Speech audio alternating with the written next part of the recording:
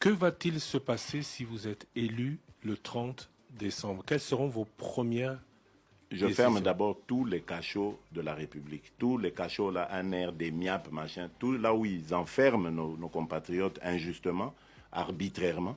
Ça commence. Le premier jour, on ferme tout ça.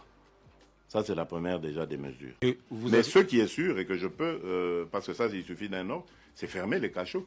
Parce que ça, c'est avilissant. Il y a des gens qui meurent gratuitement là-dedans et c'est inadmissible. Mais vous nous Ça avez... viole les libertés. Mais vous nous avez parlé de vos objectifs.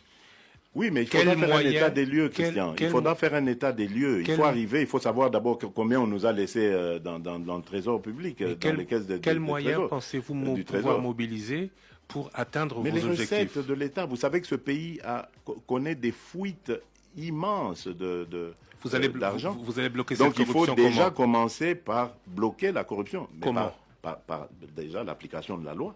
Il faut appliquer la loi dans toute sa rigueur contre les contrevenants, les corrompus ou les corrupteurs. Donc ceux-là, il faut déjà les viser. Mais pourquoi? Il faut aussi se poser la question de savoir pourquoi est-ce que ça arrive.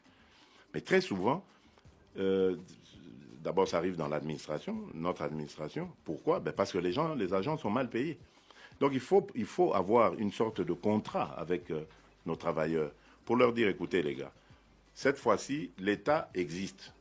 Il y a la peine au cas où vous jouez, vous badinez avec la loi, mais il y a aussi vos droits que nous allons devoir respecter. Et ces droits, nous allons les respecter. C'est d'abord le droit à un salaire décent. Mais pour avoir ce salaire décent, vous devez travailler. Vous devez générer les recettes et surtout ne pas les dilapider. Donc il faut leur parler. Et puis il y a quelque chose que j'ai beaucoup aimé à l'époque de M. Matata, même si je ne suis pas d'accord avec l'ensemble de leurs orientations, mais c'est cette bancarisation. Je n'ai pas compris pourquoi il n'a jamais continué avec ça.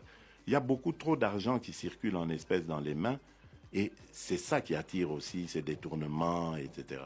Il faut passer les écritures, payer les choses autrement que de cette manière.